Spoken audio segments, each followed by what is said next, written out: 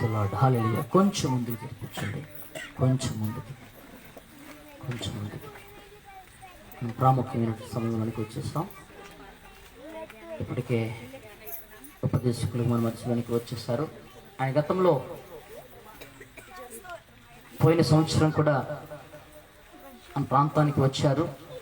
అద్భుతమైన సాక్ష్యం కలిగినటువంటి దైవజనులు, దేవుని చేత అభిషేకించబడి దేవుని పిలుపునందుకుని అనేక ప్రాంతాల్లో విరివిగా వాడబడుతున్నటువంటి దైవజనులు జయరాజ్ గారు మన మధ్యలో ఉన్నారు. అయితే దేవుడు వారికి అనేకమైనటువంటి తలాంతులు ఇచ్చారు. సువార్త గాయకులు బాగా పాడగలరు. తర్వాత వాక్యోపదేశకులు, మంచి సాక్ష్యం కలిగినటువంటి దైవజనులు మన మధ్యలోనికి రావడం ఎంతైనా మనకు మన ప్రాంతానికి ఆశీర్వాదకరం. అభిషక్తులు పట్టణంలో అడుగుపెట్టుట పట్టణానికి ఆశీర్వాదకరం. హల్లెలూయా, హల్లెలూయా. కాబట్టి ఆలస్యం చేయకుండా సమయాన్ని అయ్యగారికి అప్పగిస్తున్నాను. అయ్యగారు వస్తుండగా దేవుని నామమున మహిమపరుస్తూ చప్పట్లు కొడదాం ఒకసారి.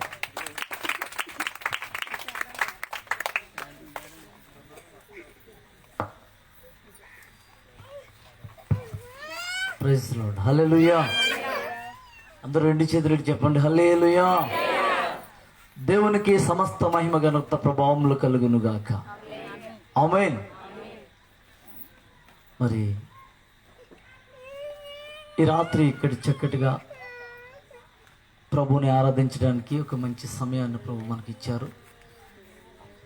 అందుని బట్టి ప్రభువుని స్తుతిస్తూ, నాకున్న ధైర్యం ఒకటే,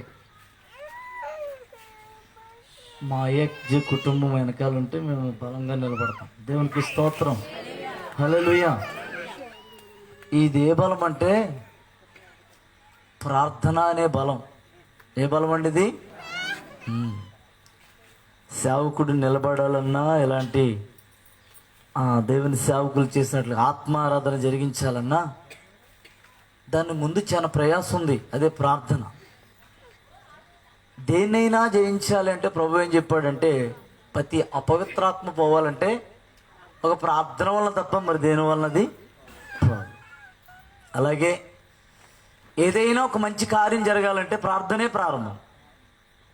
అలాంటి ప్రార్థన వీరులను కలిగిన కుటుంబంగా మేము ముందుకు సాగుతూ ఉన్నాం. మరి మా టీం అయిన ఐఎఫ్జే సేవకులందరికీ పేరు పేరున నా హృదయపూర్వక వందనాలు తెలియజేస్తూ, మరి చక్కటి అవకాశాన్ని ఇచ్చిన స్థానిక దైవజనులు, మరి వాళ్ళిద్దరిని చూస్తుంటే నాకు చాలా ఆనందంగా ఉంది. ఒక రకంగా చెప్పాలంటే ఒక తల్లికే పుట్టారు, కానీ వారు దావీదు యోనాతానులు అనుకుంటున్నాను నేను. హల్లెలూయా, హల్లెలూయా. వారి స్నేహితులు లేకపోతే అన్నదమ్ములో ఏదైనా కావచ్చు, కానీ వారు అలా కలిసి దేవుని పరిచర్య చేయడం అనేది చాలా అద్భుతం. వారిని బట్టి నేను ప్రభువుని అభినందిస్తున్నాను. దేవునికి స్తోత్రం. హల్లెలూయా. మరి క్రిస్మస్ అంటే చక్కగా పిల్లల్ని స్టేజ్ ఎక్కించి డ్యాన్సులు వేయించడం, లేకపోతే 2 స్కిట్లు నేర్పించడం, ప్రతి వాళ్ళకి ఇది ఒక ఫ్యాషన్, ఇది ఒక అలవాటు అయిపోయింది. కానీ క్రిస్మస్ అంటే డాన్సులు కాదు, లేదా మరొక ప్రోగ్రామ్స్ కాదు, కానీ యథార్థంగా హృదయపూర్వకంగా మనస్సాక్షి కలిగిన వారమే నిజమైన దేవుని ఆరాధించడమే క్రిస్మస్ అంటే. హల్లెలూయా. అందరూ ఒకసారి మనసారా చెప్పండి, స్తోత్రాలు. హల్లెలూయా.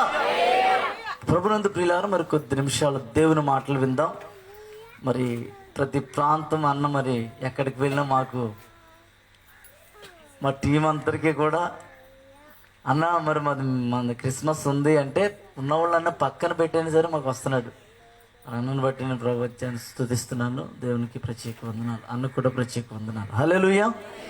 పిల్లరా, మరి తడవ చేయకుండా కొద్ది నిమిషాలు దేవుని మాటలు విందాం. మరి నేను అంత బలమైన కాదు, ఏదో ప్రభు నాకు ఇచ్చిన ఒక మాటను మీకు చెప్పాలని ఆశపడుతున్నాను.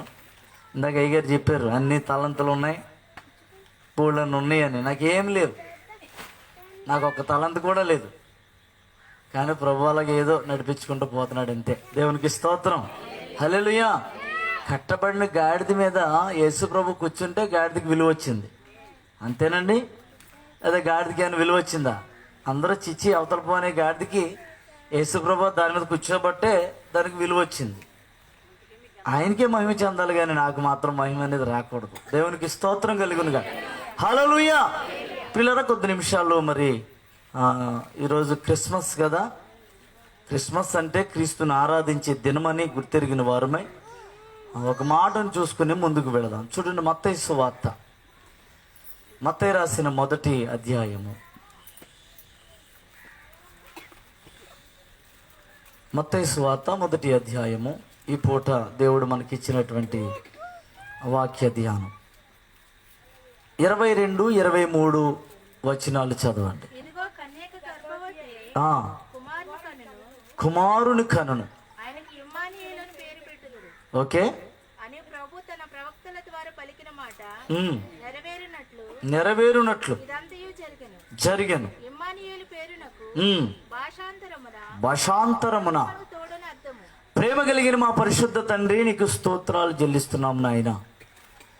ఈ రాత్రికాల సమయంలో మా ప్రాణాత్మ దేహములతో లొంగిపోతూ పాదాల మట్టుకు తగ్గిపోయి నీ నామమును మాత్రమే హెచ్చిస్తూ, అయ్యా ఉపయోగం లేని వాడిని, పనికిరాని వాడిని, ఎన్నిక లేని వాడిని ప్రభు ఎందుకో ఇక్కడ ఏర్పరచుకున్నందుకు నీకు స్తోత్రం అయ్యా.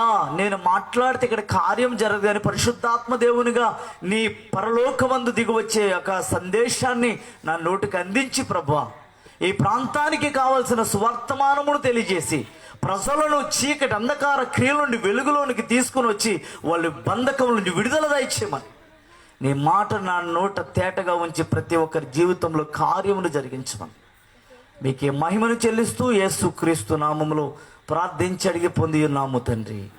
హల్లెలూయా. చెప్తామందరం హల్లెలూయా. పిల్లల చదవబడినటువంటి లేఖనాన్ని మనం చూసినట్లయితే ఇక్కడ కన్యక గర్భవతి కుమారుని కన్నది, ఆయనకి ఇమ్మానుయేలు అని పేరు పెట్టారు. ప్రభు తన ప్రవక్త ద్వారా పలికిన మాట నెరవేరినట్లు ఇదంతా జరిగింది. మరి ఇమ్మానుయేలు పేరునకు భాషాంతరమున దేవుడే మనకు తోడని దేవునికి స్తోత్రం. ఇమ్మానుయేలు అని పేరునకు దేవుడు మనకి తోడు. ఎంతమందికి దేవుడు తోడుకున్నారు ఒకసారి చేయిస్తారా? అయ్యో పోయ్, దేవునికి స్తోత్రం. హల్లెలూయా. మంచిది, దేవుడు మనందరికీ తోడై ఉండడం చాలా మంచిది. దేవుడు తోడు లేకుండా ఇంతటి కార్యక్రమం ఎలా జరిగిద్దండి, ఇక్కడి వరకు ఎలా వస్తామండి అని మీరు అనుకోవచ్చు, తప్పేం లేదు. మరి దేవుడు తోడై ఉన్నాడో లేదో వాక్యము చివరకు వచ్చిన తర్వాత మాత్రం చెప్పబడి ఉన్నాడని చెప్పిన వాళ్ళే కానీ దేవుడు నాకు తోడుగా లేడని చెప్పిన వాళ్ళు ఎవరు ఉండరు అసలు నాకు తెలిసి. ఆఖరికి పుట్టిన బిడ్డని అడిగినా, అమ్మ నీకు దేవుడు తోడై ఉన్నాడంటే నాకు దేవుడు తోడై ఉన్నాడండి అంటది. దేవునికి స్తోత్రం. హల్లెలూయా. అంటే దేవుడు తోడు లేకుండా ఏ మనుషుడు కూడా ఈ లోకంలో లేడు అని అందరూ చెప్తారు. కానీ నేను చెప్తాను, ఆ నిజమైన దేవుడు నీకు నిజంగా తోడై ఉన్నాడా? ఆకాశమును భూమిని సర్వలోకమును సృష్టించిన సృష్టికర్త అయిన పరిశుద్ధాత్మ దేవుడు మనకు, నీకైనా నాకైనా తోడై ఉన్నాడా? దేవునికి స్తోత్రం చెప్పండి. హల్లెలూయా. ప్రియులారా, చాలా మంది జీవితాల్లో దేవుడు తోడంటే పెద్ద సిలువ ఒకటి చేసుకుని మెడలో వేసుకుని ఆ మెడలో ఉన్న సిలువే నాకు దేవుడు అని చెప్పుకునే వాళ్ళు చాలా మంది ఉన్నారు. లేరంటారండి? ఏమన్నా ఉన్నారా లేరా? సిలువ ఒకటి తయారు చేసుకుని ఆ సిలువని మెడలో వేసుకుని ఇంకేంటి ప్రభువే నాతో ఉన్నాడు, నాకేం భయం ఉంది, ఈ సిలువే నన్ను కాపాడుద్ది అని వాళ్ళు అనుకోవడం తప్పు కాదు, కానీ అది కరెక్ట్ కాదని నేను చెప్తున్నాను. దేవునికి స్తోత్రం. చూడండి, మెడలో వేసుకున్న సిలువ నీకు తోడై ఉన్నది అనుకుంటే ఒక అజ్ఞానం, ఒక అవివేకమే. కొంతమంది కచిపి మీద యేసు ప్రభు బొమ్మ పెట్టుకుని, లేకపోతే యేసు ప్రభు సిలువ వేసుకుని, ఇదిగో నా ప్రభు నా కూడా ఉన్నాడు అని చెప్పుకునే వాళ్ళు కొంతమంది ఉంటారు.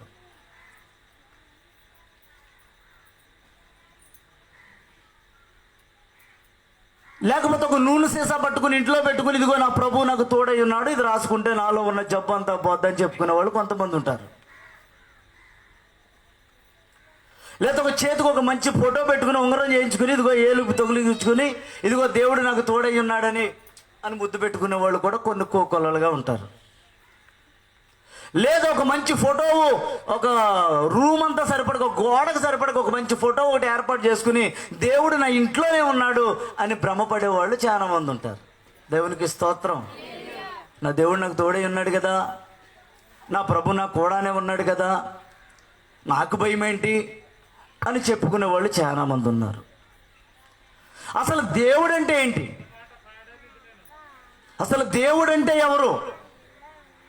ఒకడేమో కారు మీద ముందు ఎదరేమో రాసుకుంటాడంటే, నీ రాకపోకల యందు యెహోవా నీకు తోడై నిన్ను రక్షించును కనుక భయపడొద్దని రాసుకునేవాడు ఒకడు ఉంటాడు.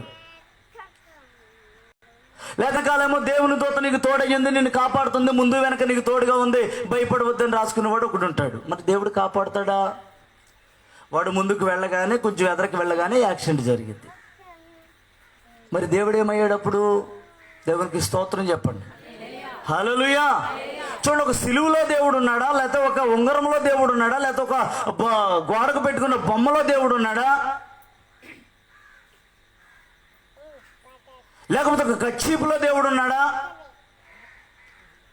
ఇమ్మానుయేలు దేవుడు నీకు తోడు అని దేవుని యొక్క వాక్యం చెప్తుంది. ఇదిగో అతను కన్యక గర్భవతి కుమారుని కన్నది.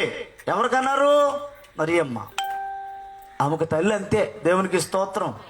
ఆమె కన్యక గర్భవతి ఒక కుమారుని కన్నది. ఇమ్మానుయేలు అని పేరు. ఇమ్మానుయేలు పేరునకు భాషాంతరం మన దేవుడే మనకు తోడని. దేవునికి స్తోత్రం. అసలు దేవుడు అంటే ఎవరు?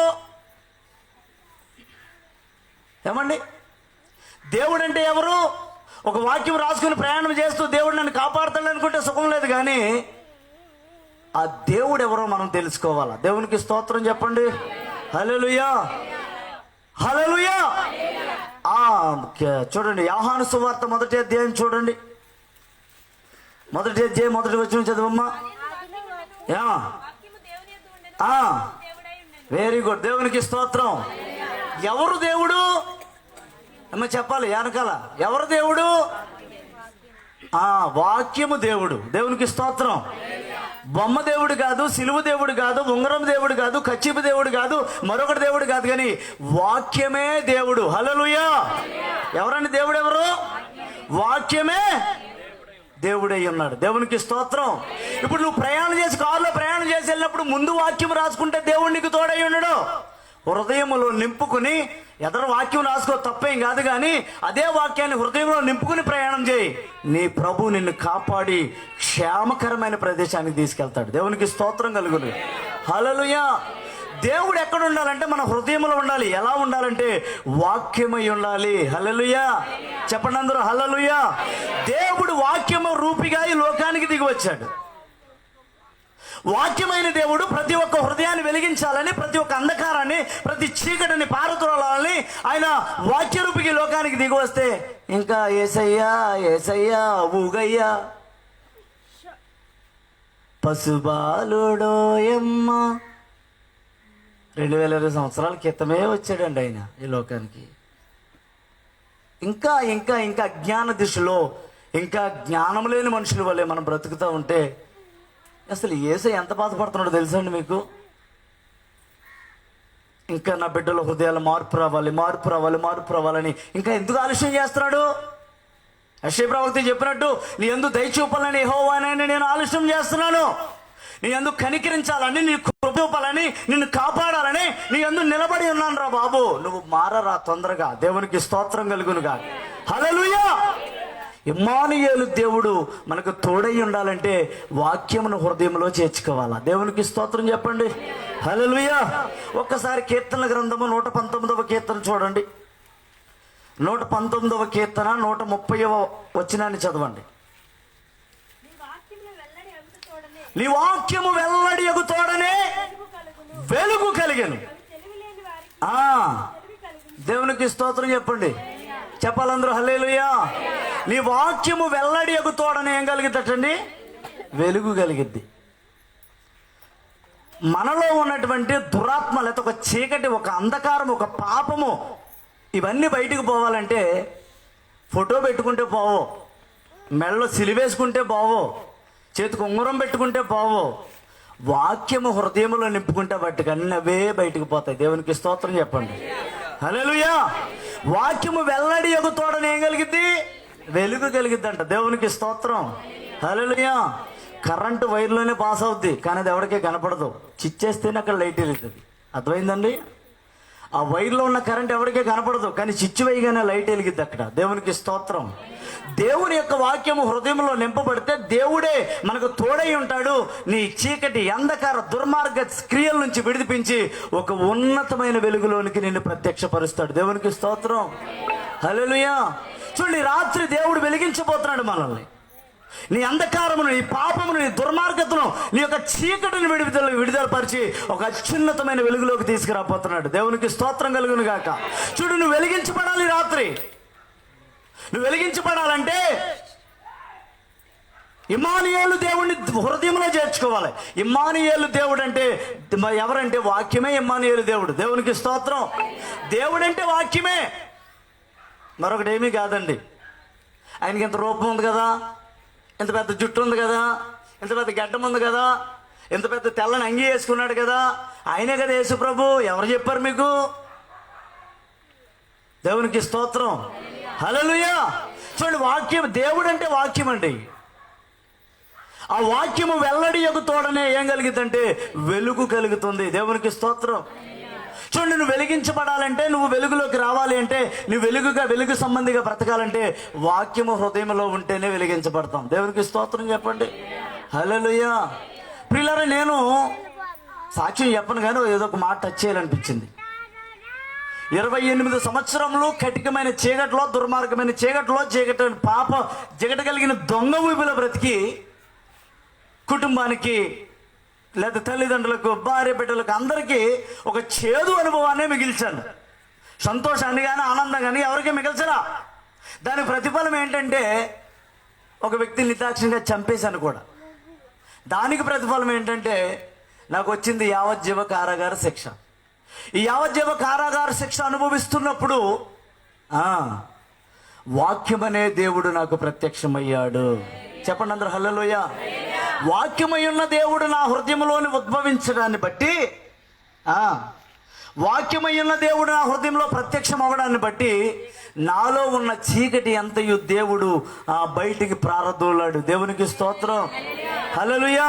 చీకటి వెడలిపోయింది, అంధకారం వెడలిపోయింది, పాపం వెడలిపోయింది, దుర్మార్గం వెడలిపోయింది. దేవుని యొక్క వాక్యము హృదయంలో చేర్చబడ్డాన్ని బట్టి ఇదిగో ఇలా మోసుకుంటూ పోతున్నాడు దేవుడు. హల్లెలూయా. ఎక్కడ మోసుకుంటూ పోతున్నాడండి? ఎక్కడికైనా మోసుకుంటూ, ఆయన ఇష్టమే అంతే. ఇక్కడ అక్కడ ఎక్కడని లేదండి, ఎక్కడికైనా మోసుకుంటూ పోతాడు. హల్లెలూయా. మన జీవితం మార్చబడాలండి. ఆచారబద్ధమైన క్రియలతో మనం జీవిస్తూ ఉంటే వెలిగించబడం. దేవునికి స్తోత్రం. చూడండి, ఇదే ఇదే ఇదే ఇదే అనుకునే వాళ్ళు అలాగే ఉండిపోతారు. ఇవాళతోటి ఇవాళకే రోజే వాళ్ళకే. చూడండి, కొట్లోడు ఏం రాస్తాడు? అరువు రేపు అంటాడు. అవునా కదా? ఏమంటాడండి? అరువు రేపు అంటే రోజు కూడా బోర్డు అలాగే ఉంటుంది. నీలో మార్పు కూడా, మనలో మార్పు కూడా రేపు రేపు రేపు రేపు అని వాయిదాలకు రేపు నీది కాదు, రేపు మనది కాదని గుర్తెరిగి ఈ రోజే మార్చబడగలిగితే ఆ అద్భుతకరమైన ఆశ్చర్యకరమ కలిగినటువంటి దేవుని హృదయంలోకి చేర్చుకోగలిగితే నీలో ఉన్న పాపపు దుర్మార్గపు చీకటి అంతా కూడా బయటకు పోద్ది. దేవునికి స్తోత్రం చెప్పండి. హల్లెలూయా. చూడండి, ఆయన 2020 సంవత్సరముల క్రితమే ఈ లోకంలో పుడితే ఇంకా పశుపాలుడో ఎమ్మంటూ మనం ఊరేగిస్తున్నాం. ఇది ఎంతవరకు న్యాయం అండి అసలు?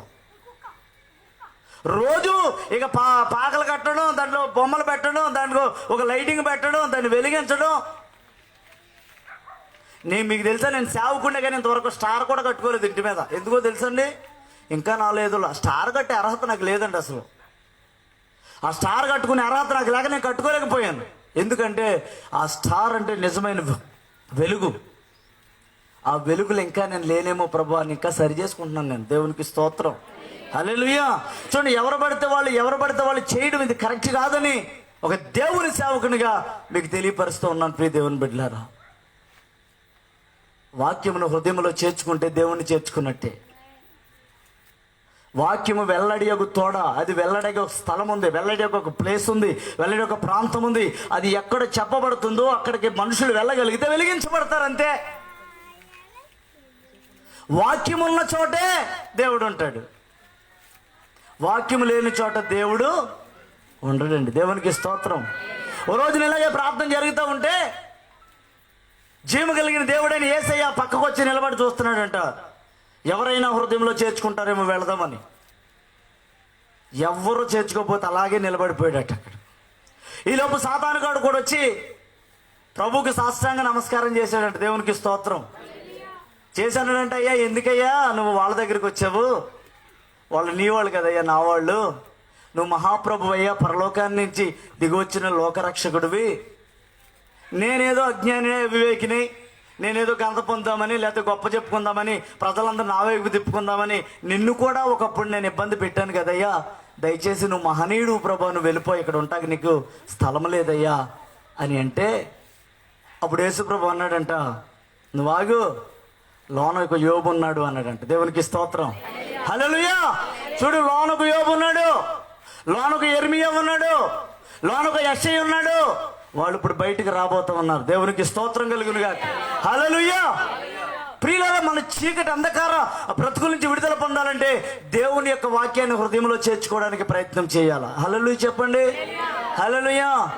ఆ వాక్యము ఎక్కడైతే వెల్లడి చేయబడుతుందో అక్కడే వెలుగుందండి. ఒకసారి యోహాను సువార్త చూడు.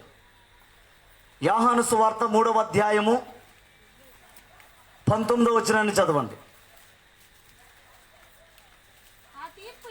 ఆ తీర్పు ఇదే, వెలుగు లోకములోనికి వచ్చెను గాని తమ క్రియలు చెడ్డవైనందున మనుషులు వెలుగును ప్రేమింపక. దేవునికి స్తోత్రం. చూడండి, వెలుగు లోకంలోనికి వచ్చింది కానీ మనుషుల యొక్క క్రియలు ఎలా ఉన్నాయంటే చెడ్డ క్రియలు అంటండి. ఎలా ఉన్నాయండి? మనుషులు తమ క్రియలు చెడ్డమైనందున ఆ మనుషులు వెలుగును ప్రేమింపక దేన్ని ప్రేమిస్తున్నారంటే, వెలుగంటే భయమే కదా. మరి వెలుగులోకి రావాలంటే తాగేవాడు మందు చేసా వదిలేయాలి. ఏమండి? సిగరెట్ కాల్చేవాడు, లేకపోతే మద్యపానం చేసేవాడు, లేకపోతే ధూమపానం చేసేవాడు అన్నీ వదిలేయాలి. ఎందుకంటే వెలుగు దగ్గర రావాలంటే చీకట్లో ఉంటా కుదరదేక. దేవునికి స్తోత్రం. నువ్వు వెలిగించబడాలంటే, పాప నుంచి బయటకు రావాలంటే నువ్వేం చేయాలంటే చీకటిని వదిలేయాలి. చీకటిని వదిలేస్తే వెలిగించబడతావు. నువ్వు వెలిగించబడాలి అంటే నీకున్న ప్రతి అలవాటు బయటకు పోవాలి. దేవునికి స్తోత్రం. హల్లెలూయా. ఇదేముందలే, ఆదివారం నాడు ఆరాధనకి వెళ్ళి ఉన్న పనులన్నీ చేసుకుంటే సరిపోద్దులే అనుకుంటే సరే, అలాగే చేయండి, తప్పేం లేదు. కానీ ఇక తర్వాత మనకు ఉండవలసిన స్థానం ఉండదు, అంతే తేడా. దేవునికి స్తోత్రం.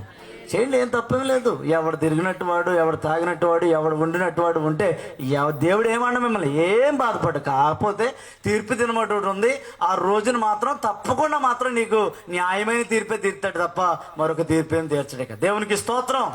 హల్లెలూయా. చూడండి, వెలుగటండి లోకములోకి వచ్చింది కానీ మనుషులు తమ క్రియలు చెడ్డవైనందున వాళ్ళు వెలుగుని ప్రేమించగా చీకటినే. దేవునికి స్తోత్రం. హల్లెలూయా. వాక్యం యొద్దకు వస్తే వెలిగించబడతావురా బాబు అని సేవకులు బల్లగుద్ది మరీ చెప్తూ ఉంటే వాక్యం వినేవాడు ఎవడండి ఈ రోజులు? అసలు ఏమంటే ఎవడన్నా ఉన్నాడు వాక్యం వినేవాడు? నలుగురు పిల్లల్ని స్టేజ్ మీద నిలబెట్టి 2 పాటలు వేయండి, మొత్తం ఊరంతా ఎక్కడ ఉంటుంది. దేవునికి మహిమ కలుగునుగా. హల్లెలూయా. అది కోరుకుంటున్నారు ఈరోజు జనాలందరూ. ఇంకా ఇంకా ఇంకా ఇంకా లోకము, ఆచారము, దుర్మార్గంతోనే మనుషులు బతుకుతూ ఉంటే ఇంక యేసయ్య ఇంకెక్కడ ఉంటాడండి? ఇంట్లో ఎవరు ఉంటాడు ఇక్కడ? ఎందుకు వస్తాడు ఇక్కడ? వారి క్రియలు చెడ్డమైనందున వాళ్ళు వెలుగులోకి రాక చీకటినే ప్రేమిస్తున్నారు. దేవునికి స్తోత్రం. ఒక చిన్న స్టోరీ చెప్తానే, జాగ్రత్తగా వినండి. ఒక రైతుకు ఒక పాలేరు ఉన్నాడంట. ఎవరమ్మా? ఒక రైతుకి పాలేరు ఏం చేస్తాడు? రోజు పని చేస్తాడు కదా పాపం. అలాగే రైతు దగ్గర పొలం వెళ్ళి చక్కగా పనిచేసి బయలుదేరి వస్తూ ఉన్నాడట. వస్తూ ఉంటే రోడ్డు మీద ఒకటి గుండ్ర రాయి ఒకటి కనపడిందంట. ఏంటంటే అది గుండ్రంగా ఒక రాయి ఒకటి కనపడితే రాయిని ఇలా తన్నుకుంటూ వస్తున్నాడంట. ఎలాగా? మరి చిన్నప్పుడు నేను చేసిన పని అదే. చిన్నప్పుడు నేను కూడా ఏం చేసేవాడిని అంటే బయటికి వెళ్ళి వస్తా కాలు కుదురుంటుంది కదండి మనకి. ఇలాగ రాళ్ళు తన్నుకుంటూ వస్తున్నాడంట పొలం నుంచి. అలాగే ఆ మూలకి వెళ్ళిదాన్ని ఈ మూలకే, ఈ మూలకి వెళ్ళిదాను ఆ మూలకే తన్నుకుంటూ జాయిగా ఊళ్ళోకి వచ్చేసాడంట. అదే రాయిని తన్నుకుంటూ ఊళ్ళోకి వచ్చేటప్పటికి పాపం ఒక సేటు గారు, ఒక కాంటైన్ ఒక సేటు గారు ఒక చిన్న బడ్డీ కొట్టు పెట్టుకుని బిస్కెట్లు చాక్లెట్లు అమ్ముకుంటున్నాడంట. ఏమనుకుంటున్నాడమ్మా? బిస్కెట్లు చాక్లెట్లు అమ్ముకుంటూ ఉంటే ఈ సుబ్బారావు అన్నవాడు, ఆ పాలేరు పేరు సుబ్బారావు, ఆ సుబ్బారావు అన్నవాడు తన్నుకుంటూ ఆ కొట్టు దగ్గరికి వచ్చేటప్పటికి ఆ సేట రాయిని చూశాడంట. ఒరే సుబ్బారావు వెళ్ళరారా అన్నాడంట. ఏంటయ్య గారు అంటే, ఆ రాయిని ఎలాదంతా కొట్టుగడికి వచ్చిందంట. ఒరే ఆ రాయిని ఎలా ఇవ్వరా అని అడిగాడట. అప్పుడు ఆ చేత్తో రాయిని తీస్తే ఆ రాయ, ఒరే ఈ రాయి నాకు ఇవ్వరా అంటే, తీసుకోండి అయ్యారు అని ఇచ్చాడట. ఎక్కడదరా నీకు ఇది అని అడిగితే, రోడ్డు మీద ఉందండి, దాన్ని ఏదో కాలుతాలో తన్నుకుంటూ సదాగా ఆడుకుంటూ వచ్చానండి అన్నాడంట. దేవునికి స్తోత్రం. ఆడుకుంటూ వచ్చానండి, తన్నుకుంటూ వచ్చానండి అని అంటే, అప్పుడు ఆ సేటు గారు అన్నట్ట రాయి నాకు ఎవరా అంటే ఇస్తే, ఆ రాయిని తీసుకుని ఆ సేటు గారు 2 బిస్కెట్లు 2 చాక్లెట్లు జోబులో పెట్టాడంట. దేవునికి స్తోత్రం. మరి బిస్కెట్లు చాక్లెట్లు తప్ప ఏమి లేవు ఆయన దగ్గర. హల్లెలూయా.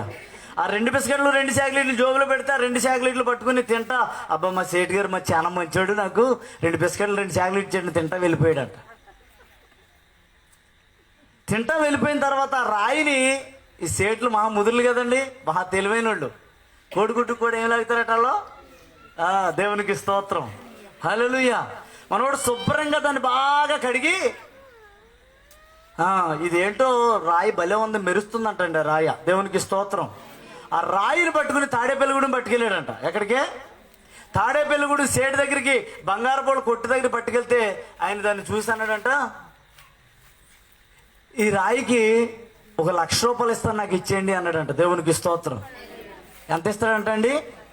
1,00,000 రూపాయలు ఇస్తాను, ఈ రాయి నాకు ఇచ్చేయండి అని అడిగాడట. ఈ రాయి నాకు ఇచ్చేయండి అని అడిగితే, ఈ మహా తెలివైనోడు కదా దీన్ని సేటు గారు, అమ్మో దీనికి ఇంకా ఎక్కువ పలికిద్దామని చెప్పి రాజమండ్రి పట్టుకెళ్ళాడంట. రాజమండ్రి పట్టుకెళ్తే ఆయన 2 లక్షలు ఇస్తాను అన్నాడంట. దేవునికి స్తోత్రం. అమ్మో ఇది దీని రేటు బాగా ఎక్కువైనట్టుందని, ఇది రేటు చాలా గొప్ప విలువైంది అనుకుంటాని విజయవాడ పట్టుకెళ్ళాడట. విజయవాడ పట్టుకెళ్తే 10 లక్షలు ఇస్తాను అన్నాడంట. దేవునికి స్తోత్రం చెప్పండి. హల్లెలూయా. అయ్యి బాబోయ్, విజయవాడ 10 లక్షలు అన్నాడు, ఇది హైదరాబాద్కి పట్టుకెళ్తే ఇంకెంత వద్దని హైదరాబాద్ పట్టుకెళ్ళాడట. అక్కడ 1 కోటి రూపాయలు ఇస్తున్నాడంట. హైదరాబాద్లో 1 కోటి అంటే ముంబై పట్టుకెళ్తే ఇంకంత వస్తుందని ఆశకి అంతలేదు కదండి మనుషుడికి. 500 రూపాయలు కూలి పని చేసుకునేవాడికి 1000 రావాలని ఆశపడతాడు. అవునా కదా? ఏమన్నా అవునా కాదండి? సైకిల్ మీద తొక్కేవాడు మోటార్ సైకిల్ ఎప్పుడు కొనుక్కోవాలని గబగబగా ఆశపడిపోతుంటాడు. మోటార్ సైకిల్ మీద తిరిగేవాడు 4 చక్రాలు వీలు ఎప్పుడు వచ్చేద్దరా బాబు అని ఆడాశపడతాడు. అలాగే వీడికి లక్షలు వస్తుండే, ఇంకా వచ్చేయాలని ఆశపడిపోయి బొంబాయి పట్టుకెళ్ళాడట. బొంబాయి పట్టుకెళ్తే అక్కడ 2 కోట్లు ఇస్తానన్నాడంట. దేవునికి స్తోత్రం. ఇక కుదుట పడ్డాడు అయ్యగారు. ఈ 2 లక్షలు దాటి ఇంకెదరికెళ్తే ఇక నా ప్రాణం ఉండదు, ఈ 2 కోట్లతో సరిపెట్టుకుందామని ఆ రాయి ఆయనకి ఇచ్చేసి ఆ 2 కోట్లు పట్టుకుని వచ్చేసి, ఇక 2 కోట్లు ఉన్నవాడు ఆగుతాడండి? జోబులో 10,000 ఉంటేనే తట్టుకోలేము ఇక ఈ లోకంలో. దేవునికి స్తోత్రం. 10,000 రూపాయలు జోబులో ఉన్నాయి అంటే ఏం చేయాలంటే అది చేస్తాం మనం. హల్లెలూయా. ఇక ఆఖరికి ఆ కొండ మీద ఉన్న కోతినైనా కొనేయాలనేటువంటి ఆశతోటి మనం ఉంటాం. దేవునికి స్తోత్రం చెప్పండి. హల్లెలూయా. చూడండి, 2 కోట్లు పట్టుకొచ్చి ఆ చిన్న బడ్డీ కొట్టి అవతల పాడేసేసి డూప్లెక్స్ బిల్డింగ్ కట్టేయడంటే 2 నెలల్లో. హల్లెలూయా. డూప్లెక్స్ బిల్డింగ్ కట్టేస్తే అక్కడ ఉన్న వాళ్ళంతా ఆశ్చర్యపోయి, ఇదేంట్రా బాబు ఎక్కడి నుంచో పొట్ట చేత పట్టుకుని వచ్చాడు, చిన్న బడ్డీ కొట్టెట్టుకుని 2 బిస్కెట్లు 2 చాక్లెట్లు అమ్ముకునే వాడికి ఈ డూప్లెక్స్ బిల్డింగ్ ఎక్కడి నుంచి వచ్చేసింది, ఈ డూప్లెక్స్ బిల్డింగ్ పక్కన ఇంత పెద్ద కొట్టు కట్టేశాడు, ఇది ఎక్కడి నుంచి వచ్చిందని అందరూ ఆశ్చర్యపోయి, సేటు గారు ఇవన్నీ ఎక్కడి నుంచి వచ్చినాయంటే, చెప్తాను ఆగండి అని వాయిదా వేసుకుంటూ వచ్చాడట. గృహప్రవేశం రోజు రాని వచ్చింది. ఊరోళ్ళందరినీ పిలిచాడు, ఒక మంచి సభ పెట్టుకున్నాడు వాళ్ళ భాషలో. ఈ లోపు సుబ్బారావుని కూడా పిలిచాడట. దేవునికి స్తోత్రం. సుబ్బారావు, రే సుబ్బారావు పలానా రోజున ఇల్లు ఓపెనింగ్ రా, కొత్త భోజనానికి రారా అని పిలిచాడట. ఈ సుబ్బారావు గారు కూడా, అయ్యి బాబు సేటు గారు నన్ను భోజనాలు పిలిచేసాడని గబగబా తెల్ల సొక్కా ఒకటి వేసేసుకుని ఒక ప్యాంట్ ఒకటి తగిలిచ్చేసుకుని వెళ్ళిపోయాడట. ఈ లోపు రానే వచ్చింది ఆ రోజు. వెళ్ళి నిలబడి అప్పుడు ఆ సేటు చెప్తా ఉన్నాడంట, మీరు వచ్చిన వాళ్ళందరికీ వందనాలు, అందరికీ నాకు చాలా సంతోషం. తన భాషలో తను చెప్పి ఒక మాట అన్నాడట, చాలామంది నన్ను అడిగారు, నీకు ఇంత ఆస్తి ఎక్కడి నుంచి వచ్చింది, ఈ ఎక్కడి నుంచి తెచ్చుకున్నావు, ఇవన్నీ ఎక్కడి నుంచి వచ్చాయి నీకు అని అడిగితే అప్పుడు ఆ సేటు చెప్పిన మాట ఏంటంటే, అందరూ అడిగారు, నేను రోజు చెప్తున్నాను వినండి. పలానా రోజున ఒక రోజునే ఒక సుబ్బారావు అనే మన ఊర్లో ఉన్న ఒక పాలేరుగాడు ఒక రాయిని తన్నుకుంటా వచ్చాడు నా దగ్గరికి. ఆ రాయిని తన్నుకుంటూ వస్తే రాయి ఎదురాన్ని పట్టుకుని చూస్తే అది తలతల మెరిచిపోతూ ఉంది. దాన్ని ప్రాంతాల వారికి అన్నీ తిప్పాను, చివరికి బొంబాయిలో దాన్ని అమ్మాను. 2 కోట్లు వచ్చింది నాకు. ఆ 2 కోట్లు పెట్టి ఇదిగో ఎంతటి భవనాన్ని కట్టుకోగలిగాను అని చెప్తే ఈ పాలేరు గుండెకి పోయిందంట. ఇక్కడ దేవునికి స్తోత్రం. ఈ పాలేరుకి ఏమైపోయింది, ఇక్కడ గుండెకి పోయిందంటే. అసలు రాయి దొరికింది ఎవరికి? ఎవరికి దొరికింది రాయా? పాలేరుకు దొరికింది. కానీ వాడు చేతకాని వాడు అయ్యి, దాని విలువ తెలియనోడు వాడి దాన్ని తన్నుకుంటూ వచ్చాడు. వెలుగుతున్న రాయి ఏంటో గుర్తించలేకపోయాడు. మెలమెల మెరిచిపోతున్న రాయి విలువ ఏంటో తెలుసుకోలేకపోయాడు. దాన్ని కాళ్ళతో తన్నుకుంటూ వచ్చి ఈ మూల నుంచి ఆ మూలకి, ఆ మూల నుంచి ఈ మూలకి తన్నుకుంటూ వచ్చి ఒక సేటు ఆ కొట్టు దగ్గర తీసుకుని వచ్చాడు. దేవునికి స్తోత్రం, హల్లెలూయా. నిజమైన వెలుగు ఈ లోకంలో ఉండేది, కానీ మనుషుల వెలుగులోకి రాక చీకటినే ప్రేమిస్తున్నారు. దేవునికి స్తోత్రం. యేసు ప్రభు వెలుగుగా ఈ లోకానికి వస్తే ఇంకా ఆయన కాళ్ళతో తన్నే రోజుల్లోనే ఉన్నాం, కానీ ఆ వెలుగును హృదయంలో చేర్చుకునే మనస్తత్వాలు మనలోకి లేవు. ప్రియ దేవుని బిడ్డలా, హల్లెలూయా చెప్పండి, హల్లెలూయా. వెలుగు లోకంలోకి వచ్చింది, కానీ తమ క్రియలు చెడ్డవై ఉన్నందున మనుషులు వెలుగును ప్రేమించగా ఏం ప్రేమిస్తున్నారండి? యేసు ప్రభు వారు నక్షత్రమై, తేజోమయుడై, ప్రకాశించు నక్షత్రమై, ఏమండి లోకానికి ఒక వెలుగుగా దిగివచ్చి నా పాపములని కడగడానికి ఒక ప్రత్యక్షం అయితే కాళ్ళతో తన్నే స్థితిలోనే ఉన్నాం ఇంకా మనం. దేవునికి స్తోత్రం. ఈ పక్క నుంచి ఆ పక్క, ఆ పక్క నుంచి ఈ పక్క తన్ని దేవుని మహిమను అంతటి కూడా పాడు చేసుకుని, ఇదిగో మొట్టమొదట ఆయన వచ్చింది దీనుల దగ్గరకు వచ్చాడు, దరిద్రుల దగ్గరకు వచ్చాడు, కానీ వాళ్ళు దాన్ని ప్రేమించలేకపోతున్నారు. అందుకే ఎవరు బాబు మీ దగ్గర నేను ఉన్నాం, ఆ గొప్పోళ్ళ దగ్గరికి పోతానని ఆయన వెళ్ళిపోతున్నాడు. దేవునికి స్తోత్రం, హల్లెలూయా. ఎందుకు మీ దగ్గరకు వస్తున్నాను, కానీ మీరు నన్ను ఏం చేస్తున్నారంటే గంట అవతల పడేస్తున్నారు. వాక్యముగా మీ మధ్యలోకి వస్తుంటే, వాక్యంగా మీతో మాట్లాడుతుంటే, వాక్యంగా మిమ్మల్ని వెలిగించాలని చూస్తుంటే మీరు నన్ను అవతలకి ఎంటుతుంటే నేనేం చేయ ఎంతకాలం ఉంటాను మీ దగ్గర? ఒక చుట్టమోడు ఇంటికి వస్తే ఒక రోజు 2 రోజులు భోజనం పెట్టిన తర్వాత ఇక వాడికి ఎప్పుడు వెళ్తాడు రా బాబు అని ఎదురు చూసే మనస్తత్వాలు మనకి. దేవునికి స్తోత్రం, హల్లెలూయా. చూడండి, నిజమైన దేవుడైన యేసు ప్రభువే మనకు ఒక ప్రత్యక్షమయ్యేవారు బాబు వెలగంటారని దేవుడు చెప్తూ ఉంటే, వాక్యంతో మాట్లాడుతూ ఉంటే, ఆ వాక్యాన్ని కూడా పక్కన పెట్టి ఆచారబద్ధమైన క్రైస్తవత్వానికి వెళ్తున్నాం కదా. ఇది మనకి ఎంతవరకు న్యాయం అండి? దేవునికి స్తోత్రం. ఇదిగో కన్యక గర్భవతి కుమారుని కన్నది, ఆయనకి ఇమ్మానుయేలు అని పేరు పెట్టారు.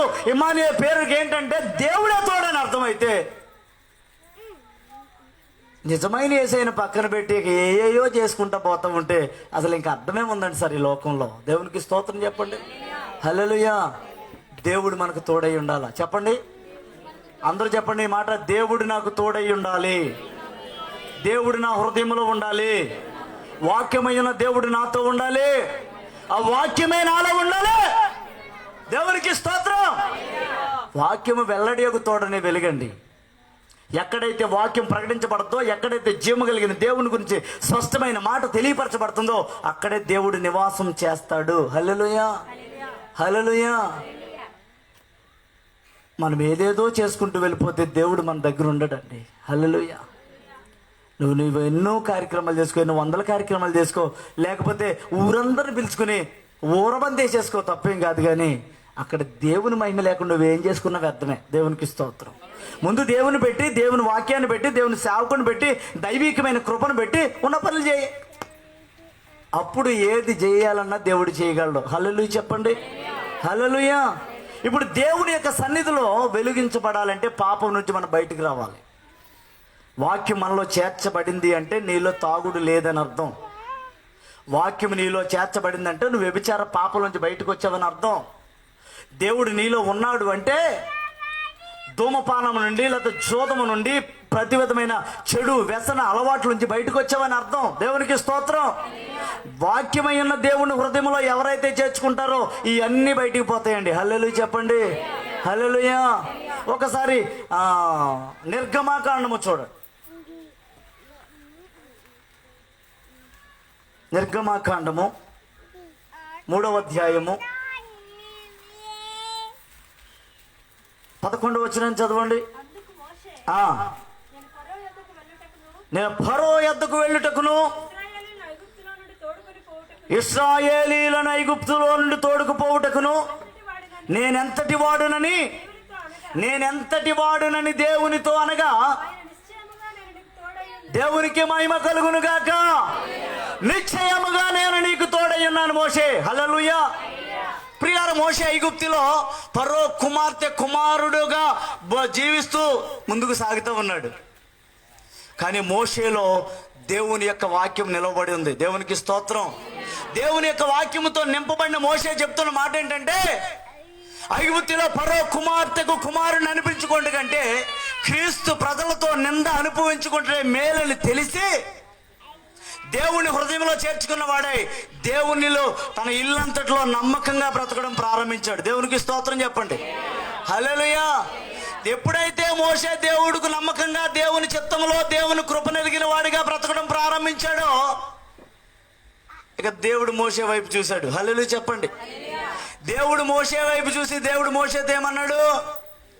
ఇదిగో, ఐగుప్తి దేశంలో నా ప్రజలైన ఇశ్రాయేలులు పెట్టుచున్నటువంటి ఆ మొర నాకు వినబడింది. నువ్వు వెళ్ళొచ్చు కదా, వెళ్ళి వాళ్ళు తీసుకురా అన్నాడు. అంటే ఒకసారి ఆలోచించేద్దాం. ఐగుప్తిలో ఉన్న ప్రజల్లో నాయకులు లేడంటారు అసలు. ఐగుప్తులో 20 లక్షల కాల్బాం మంది, ఇంకెంతమంది ఉన్నారో తర్వాత విషయం. ఈ జనానికి ఒక నాయకుడు లేడప్పుడు ఉన్నాడు, కానీ వాడిలో దేవుడు లేడంతే. దేవునికి స్తోత్రం. ఆ ప్రాంతంలో లేదా ఐగుప్తి దేశంలో ఆ గుంపు మధ్యలో ఒక నాయకుడు ఉన్నాడు, కానీ వెలుగు లేనటువంటి నాయకుడు ఉన్నాడు అక్కడ. ప్రజల్ని నడిపించలేని నాయకుడు ఉన్నాడు, ప్రజలు తీసుకురాలేని నాయకుడు ఉన్నాడు, ప్రజలను ఒక మార్గంలోకి లేదా ఒక త్రోవలోనికి లేదా ఒడ్డుకు చేర్చలేని నాయకులుగా ఎంతో మంది చలామణి అయ్యారు. కానీ ఎవరి వల్ల కూడా ప్రజల్ని బయటికి తీసుకురావడానికి ఎవరి తరం కూడా కాలేకపోయింది. దేవునికి స్తోత్రం చెప్పండి. హల్లెలూయా. ఎవరి తరము కాకపోతే దేవుడు మోషేతో చెప్పాడు, మోషే, నా ప్రజలైన ఇశ్రాయేలీయులు బానిస బతుకుల్లో బ్రతుకుతూ ఇదిగో నాకు మొరపెడుతున్నారయ్యా, వాళ్ళు చీకటిలో ఉన్నారు, భయంకరమైన దుర్మార్గతలో ఉన్నారు, వాళ్ళు విడిపించడానికి నిన్ను ఏర్పరచుకున్నాను. ఇల్లంటే అయ్యా నీకు దండం పెడతానయ్యా, నేను నత్తోడినయ్యా. ఏమన్నాడమ్మా? నేను నత్తోడినయ్యా, నోటి మాంద్యం గలవాడినయ్యా, మాట్లాడే యోగ్యత కూడా నాకు లేదయ్యా, నేనేం మాట్లాడినా వాళ్ళకి అర్థం కాదు, నేనంతా నత్తిగా మాట్లాడేవాడిని, నన్ను వదిలేయ్యా, నీకు దండం పెడతానంటే నువ్వే వెళ్ళాలా. దేవునికి స్తోత్రం చెప్పండి. నువ్వే వెళ్తేనే వాళ్ళు విడుదల పొందుతారు. హల్లెలూయా. చూడండి, ఒక ప్రాంతానికి దేవుడు ఏ సేవకుడు కావాలో ఎవరు కావాలో ఆయనకి తెలుసండి. ఐగుప్తు దేశంలో ఇశ్రాయేలు ప్రజల్లో అక్కడ సేవకులు లేక కాదు, ఒక గుంపు లేక కాదు, వాళ్ళ మధ్యలో బోధించే వాళ్ళు లేక కాదు, వాళ్ళు నడిపించే వాళ్ళు లేక కాదు, అక్కడ ఒక మోషే అవసరమై వచ్చింది. దేవునికి స్తోత్రం. మోషే ఎందుకు అవసరమై వచ్చింది? అక్కడ ఐగుప్తి ఫరోకి కుమార్తెకు కుమారుని అనిపించుకున్నట్టు కంటే క్రీస్తు ప్రజలతో నింద అనుభవించుకుంటే భాగ్యం అని ఎంచుకున్నాడు కాబట్టి. దేవునికి స్తోత్రం. అంటే తను తగ్గించుకుని భూమి వరకు తగ్గిపోయి ప్రభునామాన్ని హెచ్చిస్తున్నాడు కనుక దేవుడు ఆ మోషేని అక్కడ లేపుకున్నాడండి. దేవునికి స్తోత్రం. నత్తోడైనా, నోటి మాంద్యం గలవాడైనా, మాట్లాడడానికి అర్హతలు తరతరతరతలు ఆడిపోతున్నాడైనా దేవుడు ఆ మోషేని లేపుకుని తీసుకుని వెళ్ళి ఐగుప్తులో నా ప్రజలు తీసుకురా అని చెప్పాడు. దేవునికి స్తోత్రం. ఇప్పుడు మోషే ఏమన్నాడు? అయ్యా, ఫరో యొద్దకు వెళ్ళుటకు ఇశ్రాయేలుని ఐగుప్తులో నుండి తోడుకొని పోవుటకును నేనెంతటి వాడను. దేవునికి స్తోత్రం. నేనెంతటోడినయ్యా, నాకేం బలం ఉందయ్యా, నేను ఎలా సరిపోగలనయ్యా, అయ్యా నన్ను వదిలేయ్యా అంటూ ఉంటే దేవుడు అన్నాడు, నిశ్చయముగా నేను నీకు తోడయ్యున్నాను. హల్లెలూయా. నిశ్చయముగా నేను నీకు తోడయ్యున్నాను కనుక నువ్వు వెళ్ళు, ఇదే నా సూచనని దేవుడు మోషేతో చెప్పి మాట్లాడాడండి. హల్లెలూయా. వాక్యమును హృదయంలో దాచుకున్న మోషేకి దేవుడు తోడై ఉన్నాడు. దేవుడు ఐగుప్తి ప్రాంతానికి తీసుకెళ్ళాడు. ఒకసారి 4వ అధ్యాయం చూడనా. 4వ అధ్యాయము 12వ వచనం చదువు. వెళ్ళుము, నేను నీ నోటికి తోడయ్యుండి. హల్లెలూయా చెప్పాలందరూ ఒకసారి. హల్లెలూయా. చూడండి, నేను నీ నోటికి తోడై ఉంటాను, నువ్వు వెళ్ళు. నువ్వు ఏమి చెప్పాలో ఏమి పలకాలో నేనే అక్కడ బోధిస్తాను. దేవునికి స్తోత్రం. ప్రజలకి ఏ సువార్త కావాలో, ప్రజలకి ఏ వాక్యం కావాలో, ప్రజలకి ఏ చెప్తే మనుషులు మార్చబడతారో, చీకటిలోంచి ఎలా విడిచించబడతారో ఎన్నుకోబడినటువంటి సేవకుడికి అయితేనే తెలుస్తుంది. దేవునికి స్తోత్రం. ఎవరు పడితే వాళ్ళకి పని అయ్యే అవకాశం లేదు ఇక్కడ. ఎవరికి పడితే వాళ్ళకి అవకాశం కుదిరేది కాదు ఇక్కడ. దేవునికి స్తోత్రం. దేవుని చేత ఎన్నిక చేయబడాలి, దేవుని యొక్క ప్రత్యక్షతలోకి రావాలి, ఒక అభిషేక తైలంతో అభిషేకించబడాలి, ఆత్మను పొందుకోవాలి, పరిశుద్ధాత్మ ఏంటో తెలుసుకోవాలి. ఆత్మ వశులైన మనుషులకు తప్ప మరొకటికి ఇది అవకాశం లేదు. హల్లెలూయా. మోషేతో చెప్పండి, వెళ్ళు, నేను నీ నోటికి తోడై ఉంటాను, అంతేకాదు నీకు బోధించదనని అతనితో చెప్పాడు. దేవునికి స్తోత్రం చెప్పండి. హల్లెలూయా. చూడండి, మోషే తన మామయ్యని ఈత్రో అందరం మేపుతూ హోరేబు పర్వతం మీదకి ఎక్కినప్పుడు అక్కడ అగ్నిపోత మండిపోతూ ఉంది. అగ్ని మంటలు రగిలిపోతూ ఉంటే ఆ ఆశ్చర్యాన్ని చూసిన మోషే దాన్ని చూద్దామని అలా వెళ్ళాడు. అలా వెళితే అక్కడ అగ్నిపథం మండిపోతా ఉంది, ఏంటో చూద్దామని వెళితే దేవుడు ఆ పదలో నుండి మాట్లాడుతున్నాడు, మోషే మోషే, ఇదిగో నువ్వు నిలుచున్న స్థలము పరిశుద్ధ స్థలము. దేవునికి స్తోత్రం. నువ్వు నిలబడింది పరిశుద్ధ స్థలము, నీ పాదములకున్న జోళ్ళని విప్పిరా. హల్లెలూయా. ఇప్పుడు మోషే ఏం చేయాలి? దేవుని దగ్గరికి వెళ్ళాలంటే పాదాలకున్న జోళ్ళు తీసి వెళ్ళాలి. ఇప్పుడు ప్రభు యొక్క వాక్యాన్ని అంగీకరించాలంటే, ప్రభు యొక్క వెలుగులోకి రావాలంటే మనకున్నటువంటి పాపపు క్రియలన్నిట్లు కూడా ఏం చేయాలంటే ఇప్పుడు పాతి పెట్టాలి అక్కడ. దేవునికి స్తోత్రం. సో క్రిస్మస్ అంటే అదండి. దేవునికి స్తోత్రం. హ్యాపీ క్రిస్మస్, మేరీ క్రిస్మస్, క్రీస్తునాయుడు పుట్టాను, ఇది కాదండి క్రిస్మస్ అంటే. మన పాప బ్రతుకు కడగబడితే, పాపపులోంచి బయటకు రాగలిగితే, ఊబులోంచి బయటకు రాగలిగితే అది నిజమైన క్రిస్మస్. దేవునికి స్తోత్రం చెప్పండి. హల్లెలూయా, హల్లెలూయా. చూడండి, మోషే నీ పాదములకున్న జోళ్ళు విడిచిపెట్టురా, ఆ జోళ్ళు పక్కన పెట్టేటప్పుడురా నేను నీకు తోడై ఉంటాను అన్నాడు. దేవునికి స్తోత్రం. అవన్నీ విడిచిపెట్టి రాగా దేవుడు ఆ మోషేని తన హృదయంలో చేర్చుకోవడమే కాదు, నా ఇల్లంతట్లో నమ్మకస్తుడని బోల్ గిఫ్ట్స్ ఇచ్చాడండి. సాత్వికుడని, నమ్మకస్తుడని, సమర్పణ కలిగిన వాడని, గొప్పవాడని బోల్ని గిఫ్ట్ ఇచ్చాడండి మోషేకి. దేవునికి స్తోత్రం. హల్లెలూయా. చూడు, ఒక మందని మేపుకుంటూ ఆ మందకే ఏదో కాపలా కాస్తున్నట్టు, ఒక పాలేరుగా దాన్ని కాస్తున్నటువంటి మోషేకి దేవుడు తోడై ఉండబట్టి ప్రజల్ని విడిపించగలిగినటువంటి సత్తా, ఆ రాజ్యాధికారం దేవుడు ఆ మోషేకి ఇచ్చాడండి. దేవునికి స్తోత్రం చెప్పండి. హల్లెలూయా. ప్రియ దేవుని బిడ్డలారా, దేవుడు ఎవరికి తోడై ఉంటాడో, దేవుడు ఎవరికైతే తోడై ఉంటారో వారి మాటలో మార్పు వస్తుంది. చెప్పాలందరూ హల్లెలూయా, హల్లెలూయా. చూడండి, దేవుడు తోడై ఉన్న వాళ్ళు నోటులో నుంచి బూతులైనను, సరసోక్తులైనను, పోకిరి మాటలైనను ఇంకేమి రావు.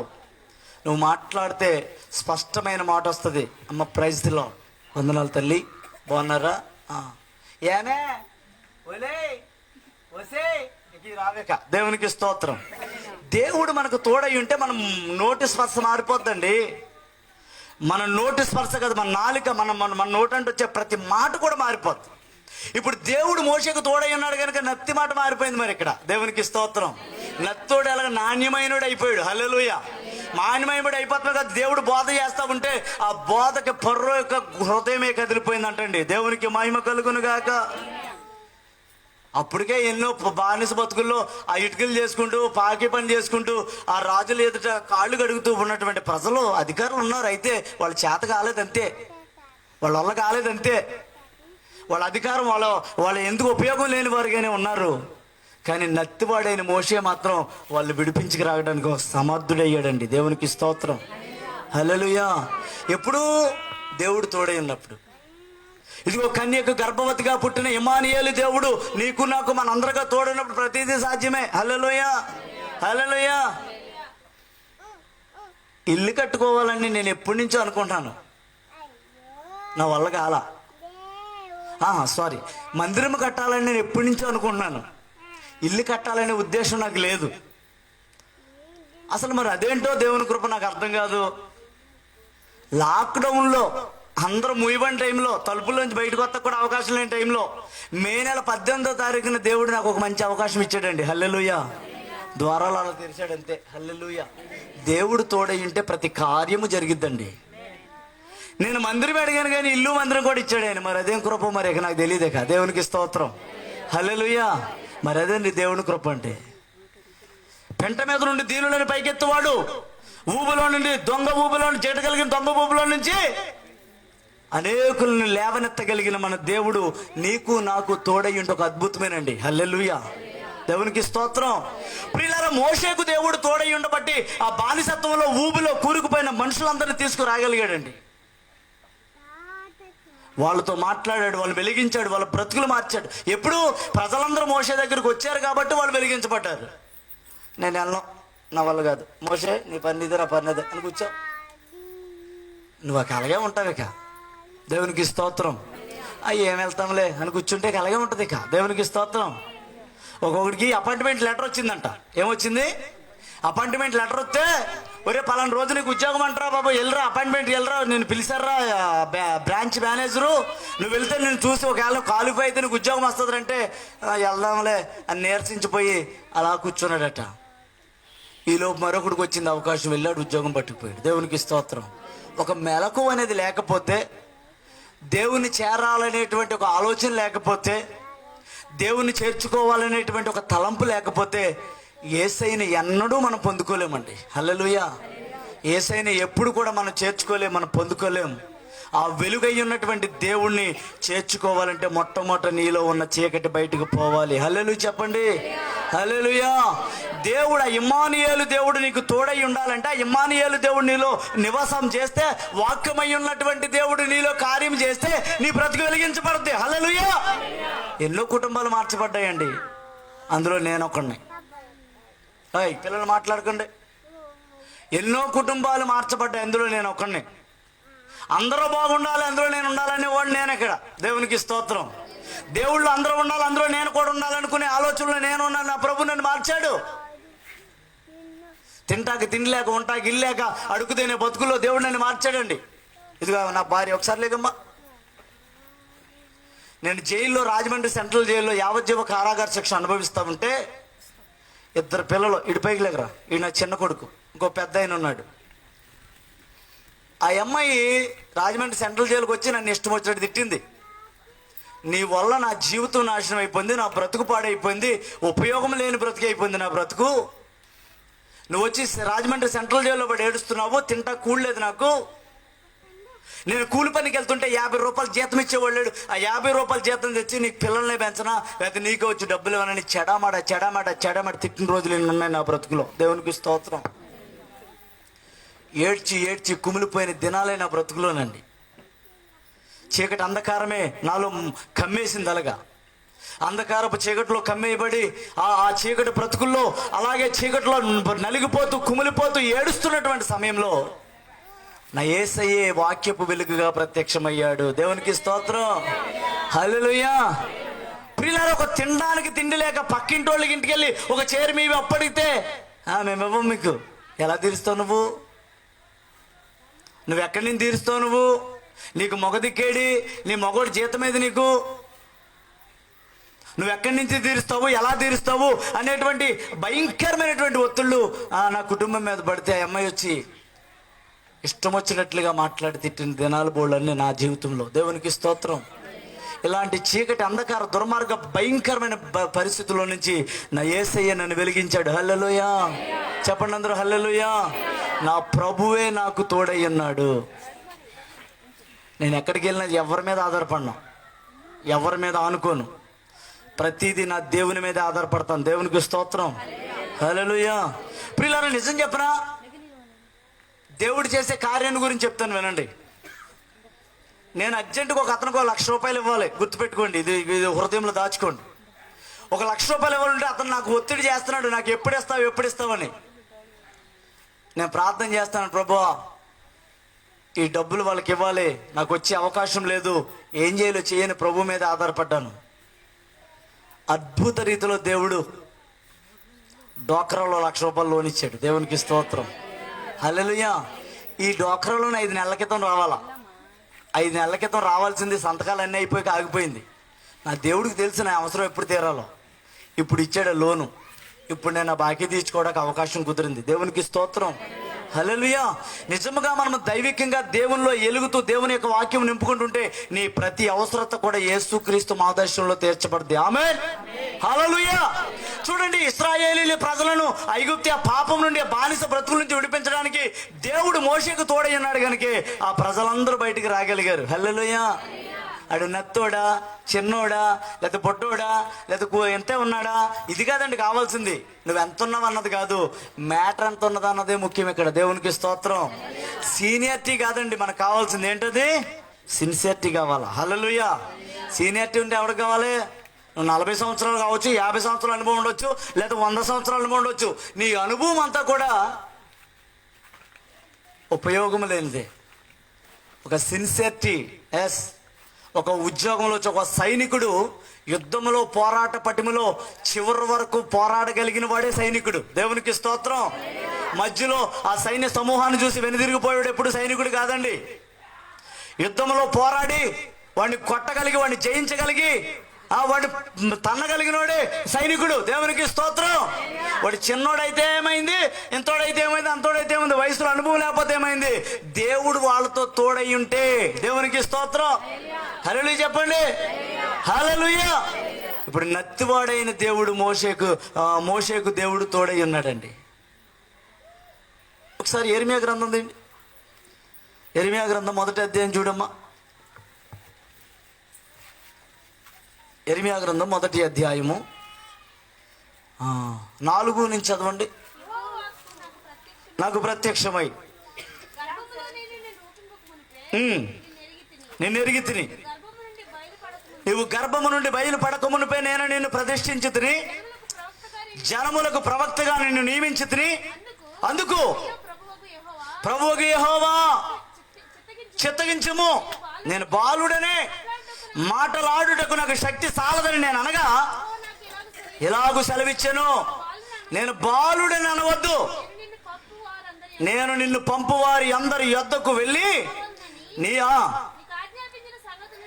నీకు ఆజ్ఞాపించిన సంగతులే నీవు చెప్పవలెను. ఎస్, వారికి భయపడొద్దు, నిన్ను విడిపించుటకును నేను నీకు తోడయ్యుండి. చెప్పండి అందరూ హల్లెలూయా. చెప్పాలందరూ హల్లెలూయా. నేను నిన్ను విడిపించుటకు నీకు తోడయ్యుండి, తోడయ్యుండేతను ఇదే దేవుడైన యెహోవా వాక్కు. హల్లెలూయా. ప్రియులారా, యెరెమీయా చిన్నోడిని కదా, నేను బాలుని కదయ్యా, ఎందుకయ్యా నేను వాళ్ళతో పెట్టుకోవడం నా వల్ల కాదయ్యా, వాళ్ళు చూడాలి నాకు ఎందుకయ్యా అంటే, దేవుడు అన్న మాట ఏంటి? ఒరే, నువ్వు బాలుని అనవద్దు, నేను గర్భంలోనే రూపింపక మునిపే, గర్భంలో నువ్వు పడక మునిపే నేను నిన్ను ఎన్నేసుకున్నాను రా బాబు. నేను దేవునికి స్తోత్రం. నువ్వు గర్భంలో పడకుండానే నేను నిన్ను ఎన్నుకున్నాను, ఇంకా నువ్వు బాలుడు అంటావేంటి? ఎల్లు, జనములకు ప్రవక్తగా నిన్ను నియమించబోతున్నాను. దేవునికి స్తోత్రం. హల్లెలూయా. జనములకు ప్రవక్తగా నేను నియమించబోతున్నాను. ఎల్లు, వాళ్ళ మధ్యలోకి వెళ్ళు, వాళ్ళకి భయపడొద్దు, నేను బాలుడిని అనవద్దు, నేను నీకు తోడై ఉన్నాను అంతే. దేవునికి స్తోత్రం. హల్లెలూయా. చిన్నోడు కదా, బాలుడు కదా, వాళ్ళకేం తెలుస్తుందిలే, వాళ్ళనుంది అసలైన మజా. దేవునికి స్తోత్రం. హల్లెలూయా. చిన్నోడు కాదు, పెద్దోడు కదండి. చిన్నోడా, పెద్దోడా, నత్తోడా, నాలుక లేనోడా కాదండి. దేవుడు తోడై ఉంటే కార్యం జరిగిద్ది అంతే. దేవునికి స్తోత్రం. హల్లెలూయా. దేవుడు మనకు తోడై ఉండి మేము ప్రార్థన చేయడం ప్రారంభిస్తే దేవుడు ఎన్నో అద్భుతాలు చేస్తున్నాడు. చేసిన వాళ్ళు కూడా కొంతమంది బయటకు వస్తలేదు. ఇంకా మరి మనం ఏం చేస్తాం? కార్యాలు జరిగిన వాళ్ళు, కార్యాలు చేసిన వాళ్ళు కూడా బయటికి రాకుండా ఇంకా వాళ్ళు కప్పబడిపోతారు. ఇంక మనం ఏం చేయలేము. ఇక దేవునికి స్తోత్రం. హల్లెలూయా. చూడండి, ఇంకొక మంచి మాట చెప్తాను. సాత్వికులు ధన్యులు, వారు భూలోకమును స్వతంత్రించుకుందరు. ఇది ఎవరన్నారు? యేసుప్రభుగా చెప్పాడు కొండ మీద ప్రసంగంలో. సాత్వికులు ధన్యులు, వారు భూలోకమును స్వతంత్రించుకుందని చెప్పిన వాళ్ళు ఎవరు? యేసుప్రభువే. కానీ ఇదే మాటను పట్టుకున్నాడు ఒక ఆయన. ఎవరైనా అయ్యగారు చెప్పారు, ఇక్కడ మహాత్ముడు చెప్పాడు. ఇంగ్లాండ్ దేశంలో లా చదువుతాకి వెళ్ళి అక్కడ కొత్త నిబంధన బుక్ ఒకటి పట్టుకుని అందులో వచ్చిన ఒక అధ్యాయాన్ని చదువుకుని, సాత్వికులు ధన్యులు, వారు భూలోకాన్ని స్వతంత్రించుకోగలరంటన్న మాటను పట్టుకుని, అప్పటికే మన దేశంలో ఇంగ్లాండ్ వాళ్ళు పరిపాలన చేస్తూ ఉంటే, బ్రిటిష్ పరిపాలన జరుగుతూ ఉంటే, హింసాత్మక కాండ అందరిని నరికేసుకుంటూ చంపేసుకుంటూ పోతూ ఉంటే, ఎంతోమంది సుభాష్ చంద్రబోస్ లాంటి వాళ్ళు, వల్లభాయ్ పటేల్ లాంటి వాళ్ళందరూ ఎదురాడి పోరాడినా ఎవరి వల్ల కాకపోతే ఒరే హింస మార్గంలో వెళ్తే వాళ్ళు జయించలేమని దేవుడు చెప్పిన మాటను పట్టుకుని ఎక్కడి నుంచి దక్షిణాఫ్రికా నుంచి మన ఇండియా వచ్చి అహింస మార్గాన్ని ఎన్నుకున్నాడు. దేవునికి స్తోత్రం. సాత్వికులు ధన్యులు, వాళ్ళు భూలోకాన్ని స్వతంత్రించుకున్న ఒక అహింస మార్గంలోకి వచ్చిన గాంధీ ప్రజలందరితో చెప్పి తెలివైనోడు. ఆయన కూడా ఎవరు పొలానికి ఎవరండి? కౌంట్లు. దేవునికి స్తోత్రం. ఇందా కోహినూరు వజ్రం ఎవరికి దొరికింది? అదే మరి, దేవునికి మహిమ కలిగిన గాక. అసలు వాళ్ళు పొందేసుకుంటున్నారండి వెలుగంతా, వాళ్ళు పట్టుకెళ్ళిపోతున్నారండి. తీసుకునే అవకాశం మనకు లేదండి. దేవుడి లోకంలో కృపబోడు వదిలిపెట్టాడు, దాన్ని పొందుకునే అవకాశం లేకపోతే ఎలాగేక. దేవునికి స్తోత్రం. హల్లెలూయా. ఒక ఆయన ఒకరోజు ఒక హాస్పిటల్ 5 అంతలతో హాస్పిటల్కి ఎక్కాలి. పాపం ఒక ముసలావిడ మెట్లంట ఎక్కుకుంటా వెళ్తుంది. ఎందుకు చిచ్చు నొక్కితే వెళ్ళిపోద్ది పైకి, తెలియదుగా మరి. ఇక దేవునికి స్తోత్రం. అమ్మా ఏంటమ్మా అలాగే వెళ్తున్నామంటే, బాబు పైన మా ఊళ్ళో ఉన్నారు బాబు అంటుంది. అమ్మ ఇది ఇలాగ వెళ్ళొచ్చు కదంటే, దాని గురించి నాకు తెలియదు బాబా. అప్పుడు నేను చిచ్చినొక్కి ఆమెను తీసుకెళ్ళి రూమ్లో పెట్టి కిందకు వచ్చి వచ్చాను. దేవునికి స్తోత్రం. హల్లెలూయా. చూడండి, ఆ తెలివైన వాళ్ళు, జ్ఞానం కలిగిన వాళ్ళు దాన్ని పట్టుకుంటున్నారు. ఇవాళ సత్యం ఏంటో అసత్యం ఏంటో తెలుసుకుంటున్నారు. ఈరోజు యేసయ్య ఏంటో వెలుగేంటో చీకటేంటో పొందుకుంటున్నారు. ఈరోజు అన్నిటిని విడిచిపెట్టి పక్కన పెట్టి సత్య మార్గంలోకి వస్తున్నారు. దేవునికి స్తోత్రం. సత్యం బహు లోతైనదట, లోతు నీళ్ళ వంటదట. ఏంటంట? సత్యము బహు లోతు నీళ్ళ వంటదంట. గతంలో మన పూర్వీకులు నూతులో నీళ్ళు తాగేవాళ్ళు, పరిపూర్ణమైన ఆరోగ్యవంతులుగా ఉండేవారు. ఇప్పుడు అన్ని పైపు నీళ్ళే, అన్ని రోగాలే. దేవునికి స్తోత్రం. ఏమంటే పైపు నీళ్ళు తాగితే రోగమే కదండి. ఇప్పుడు గతంలో నూతు నీళ్ళు తాగితే ఏ రోగం ఉండేది కాదు. సత్యము బహు లోతైనది. ఆ లోతైన సత్యాన్ని కనుగొన్న వాళ్ళు ఎవరంటే వాళ్ళే. మన వల్ల కాలేకపోతుందండి. దేవునికి స్తోత్రం. హల్లెలూయా. చూడండి, సత్యాన్ని స్వతంత్రులుగా చేయాలి, మన దేశాన్ని స్వతంత్ర మార్గంలోకి తీసుకురావాలని చూసిన గాంధీ అహింస మార్గంలోకి మొదలు పెట్టాడు. ప్రజలందరినీ తన మాట విన్నారు, మార్చుకున్నాడు.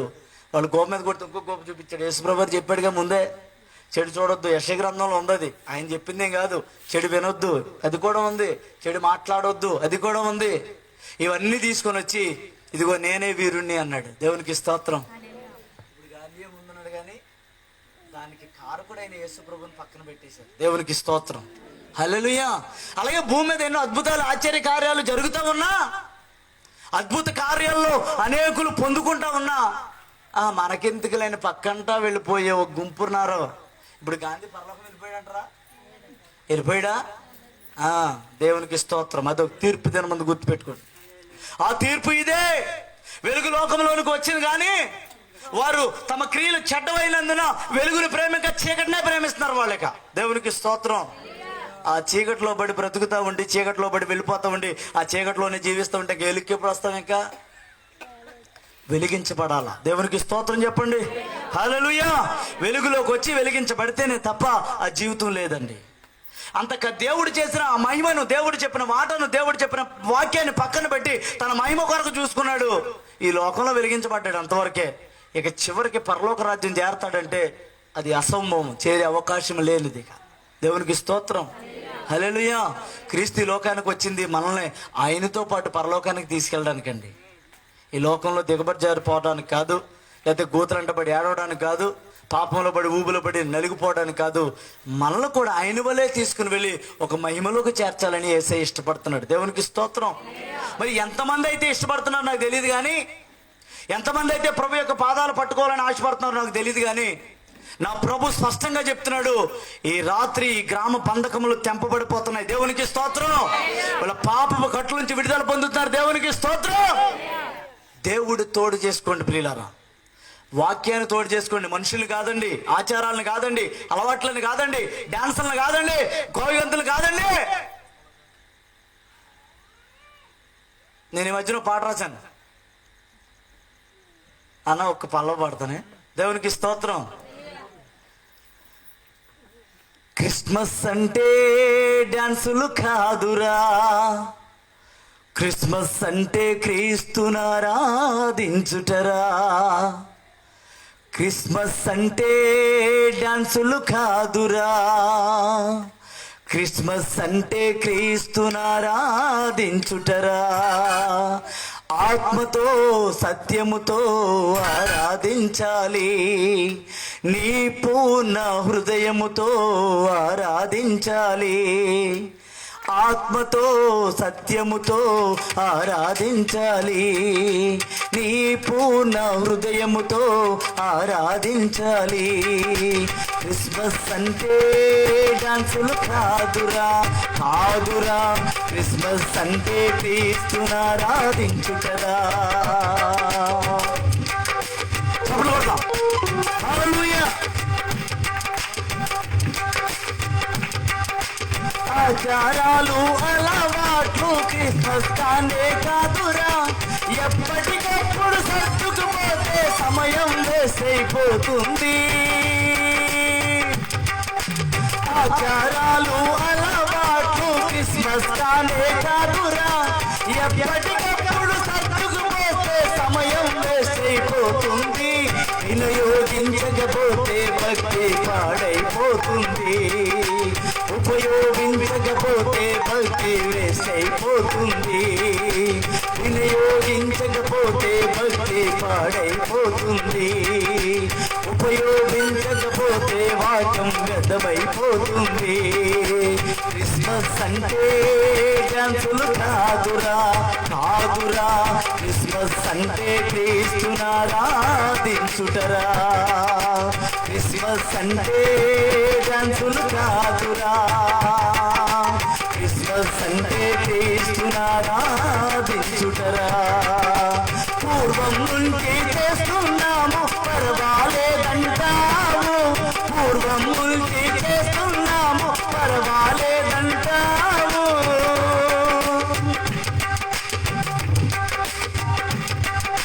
పూర్వం నుంచి చేస్తున్నాము పర్వాలేదంటాము, ఎప్పటికప్పుడు సర్దుకుపోతూ జీవితం వ్యర్థం చేస్తున్నాము. ఇప్పుడైనను కనులు తెరిచి క్రీస్తుని ఆరాధించు, ఇప్పుడైనను కనులను తెరిచి ఆరాధించు. క్రిస్మస్ అంటే డాన్సులు కాదురా, క్రిస్మస్ అంటే క్రీస్తుని ఆరాధించుటరా. క్రిస్మస్ అంటే డాన్సులు కాదురా, కాదురా, క్రిస్మస్ అంటే క్రీస్తుని ఆరాధించుటరా. ఆత్మతో సత్యముతో ఆరాధించాలి, నీ పూర్ణ హృదయముతో ఆరాధించాలి. ఆత్మతో సత్యముతో ఆరాధించాలి, నీ పూర్ణ హృదయముతో ఆరాధించాలి. ఆంధ్రపడదాం. క్రిస్మస్ అంటే కాదురా, క్రిస్మస్ అంటే క్రీస్తుని ఆరాధించుటరా. క్రిస్మస్ అంటే డాన్సులు కాదురా, కాదురా, క్రిస్మస్ అంటే క్రీస్తుని ఆరాధించుటరా. హల్లెలూయా. క్రిస్మస్ అంటే డాన్సులు కాదండి, క్రిస్మస్ అంటే ఏంటండి? క్రీస్తుని ఆరాధించాలా. దేవునికి స్తోత్రం. చూడండి, జరుగుతున్న కార్యాలను కూడా పక్కన పెట్టి ముసుగు వేసిపడిన వారమైతే ఉపయోగం లేదండి. బయటికి రాగలగాల, తెరిచేయబడాలా, వాక్య అనుభవంలోకి రావాలా, వాక్యాన్ని తెలుసుకోవాలా. వాక్యం అంటే ఏంటో దేవుల్లో తెలుసుకోగలిగితేనే దేవుడు నీలో కార్యం చేస్తాడు. చివరి మాట చెప్పి ముగిస్తాను చూడండి. ఆదికాండము 39వ అధ్యాయం 2-3 వచనాలు చదవండి. యెహోవా యోసేపునకు తోడయుండెను గనుక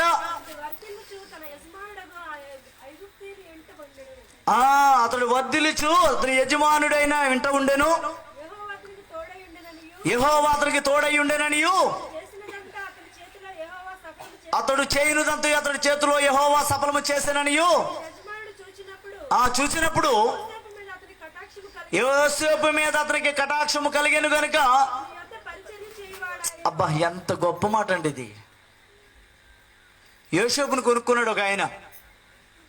అన్నలు తృణీకరించినా, గెంటి వేసినా, మరి నీ వల్ల ఉపయోగం లేదు, అవతల పోన్నా ఏం చెప్పాడు? యోసేపు చేసిన తప్పేంటి? దేవుడు చెప్పినటువంటి ప్రవచనాన్ని, లేకపోతే ఒక అద్భుతమైనటువంటి దర్శనాన్ని వాళ్ళకి చెప్పాడు. అరే, చేలో పనులు వేసి నిలబడుతుందిరా బాబు, ఉన్న పనులన్నీ సాష్టాంగ పడుతున్నాయి, అని చెప్తే, అంటే నువ్వు నిలబడ్డావా, నీకు మేమందరం సాష్టాంగ పడాలా అని అందరూ తృణీకరించారు. ఎవరిని? యోసేపుని తృణీకరించి గెంటి వేశారు. చివరికి ఒరే ఆ కలల భావం చెప్పేవాడు, ఇదిగో దర్శనాలు కలిగిన వాడు వస్తున్నాడు రా అని అన్నలందరూ పట్టుకుని నానా చిత్రవాదం చేశారు, ఇబ్బంది పెట్టారు, గోతులో పడేశారు, కొట్టారు, హింస పెట్టారు, నానా ఇబ్బందులు పెట్టారు. చివరికి వాడిని తీసుకుని వెళ్ళి ఇష్మాయిల్కి అమ్మేతే ఇష్మాయిల్ తీసుకెళ్ళి ఐగుప్తిలో ఉన్న ఫరో యొక్క ఆ ఉద్యోగస్తులను రాజ సంస్కారకుడైనటువంటి పోతీఫరుకు ఆ యోసేపును అమ్మేశారు. ఇప్పుడు యోసేపు ఆ పోతీఫర్ దగ్గర ఉన్నాడు, కానీ ఒక్కడిగానే ఉన్నాడు, ఒంటరిగానే ఉన్నాడు. అన్నలు లేరు, తల్లి లేదు, తండ్రి లేరు, ఎవరు లేరు, ఒంటరిగానే ఉన్నాడు. కానీ యోసేపుకు మాత్రం దేవుడు తోడే ఉన్నాడు. గట్టిగా చప్పలు కొడతారు ఒకసారి. హల్లెలూయా. ఎవరు తోడే ఉన్నారు దేవుడికి? యోసేపుకి. యోసేపుకు దేవుడు యెహోవా యోసేపునకు తోడయ్యుండెను కనుక అతడు వర్ధిల్లుచు. హల్లెలూయా. ఏమవుతున్నాడు ఈయన ఇక్కడ? నానాటికి వర్ధిల్లుతున్నాడు. అంతే. వర్ధిల్లడం అంటే ఎలాగా? బిల్డింగ్ మీద బిల్డింగ్ కట్టుకోవడమా, లేదా కారు మీద కారు కొనుక్కోవడమా? అది కాదండి వర్ధిల్లడం అంటే. ఆత్మలో ఎదుగుతున్నాడు. దేవునికి స్తోత్రం. ఆత్మలో బలాన్ని పొందుకుంటున్నాడు. రోజు రోజుకి షైన్ అయిపోతున్నాడు. రోజు రోజుకి ఒక ఉప్పెనగా మార్చబడుతున్నాడు. రోజు రోజుకి ఒక అగ్ని కణముగా మార్చబడుతున్నాడు. ఒక్క ప్రార్థన ద్వారాగా 400 మంది బయలు ప్రవక్తలు నాశనం చేయగల ఒక ఏలియాగా మార్చబడుతున్నాడు. హల్లెలూయా. యెహోవా యోసేపునకు తోడై ఉన్నాడు గనుక అతడు రోజు రోజు వర్ధిల్లుతూ వచ్చాడు. దేవునికి స్తోత్రం. వర్ధిల్లడమే కాకుండా అతడు చేసినదంతయు యెహోవా అతని చేతిలో సఫలము చేసిననియు అతని యజమానుడు చూశాడంటండి. దేవునికి స్తోత్రం. అతడు చేయునదంతయు తన యజమానుడు చూసి సఫలము చేసి దేవుణ్ణి ఆ యోసేపుని ఎంతో ఆశీర్వదించాడండి. దేవునికి స్తోత్రం. హల్లెలూయా. అతడు చేయనిదంతయు అతని చేతిలో యెహోవా సఫలము చేశాననియు అతని యజమానుడు చూసినప్పుడు. ఎవరు చూశారండి ఇప్పుడు? యజమానుడు అంటే ఎవరు? పోతీఫర్. యజమానుడు చూసి ఏం చేశాడు? యోసేపు మీద అతని కటాక్షము కలిగిన కనుక అతని యొద్ద పరిచర్య చేయి. అసలు ఎంత రివర్స్ అయిపోయింది చూడండి. కొనుక్కున్నాడు. ఎవరిని? ఒక పాలేరులా కొనుక్కున్నాడు యోసేపుని. పాలేరులాగా యోసేపుని కొనుక్కుంటే ఆ యోసేపుకే పరిచయం చేస్తున్నాడు కొనుక్కున్నటువంటి యజమానుడు అండి. దేవునికి స్తోత్రం. అది దేవుని కృప అంటే. హల్లెలూయా.